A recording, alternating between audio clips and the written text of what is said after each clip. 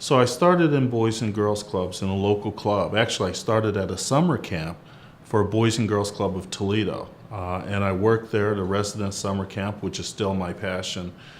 A few months later, I was called to see if I'd be interested in working for Boys and Girls Clubs of Toledo and running one of their clubs. From the day I walked into Camp Big Silver to the day I got to work today, the same things keep me motivated. I believe that there is a large number of kids in this country that without a Boys and Girls Club will not be able to bridge the opportunity gap.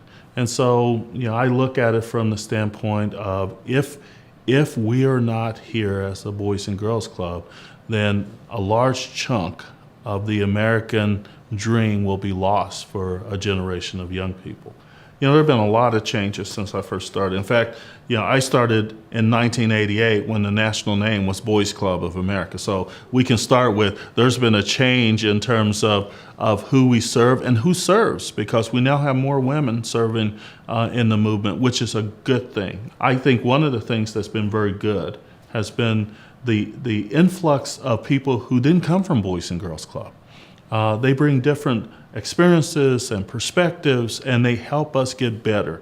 And so the opportunity for people to come out of the for-profit world, to come out of other nonprofits, to come out of higher education, all of those things are making us into a richer, more diverse, more sustainable organization.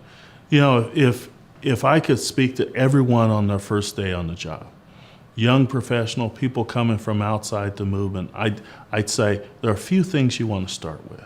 The first thing is to recognize how lucky you are, that you're going to be on the cutting edge of what I believe the greatest secular mission in this country is today, providing hope and opportunity to young people. And you have to take that seriously. And so, the second thing is recognizing how lucky you are.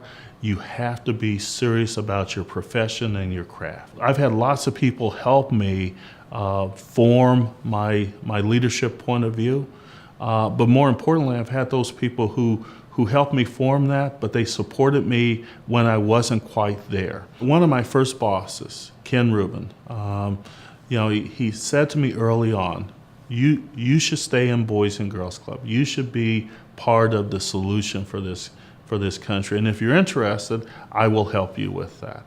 And so he put it on me to ask for opportunities. He provided opportunities, but he really wanted me to say, this is the career I want, and will you help me?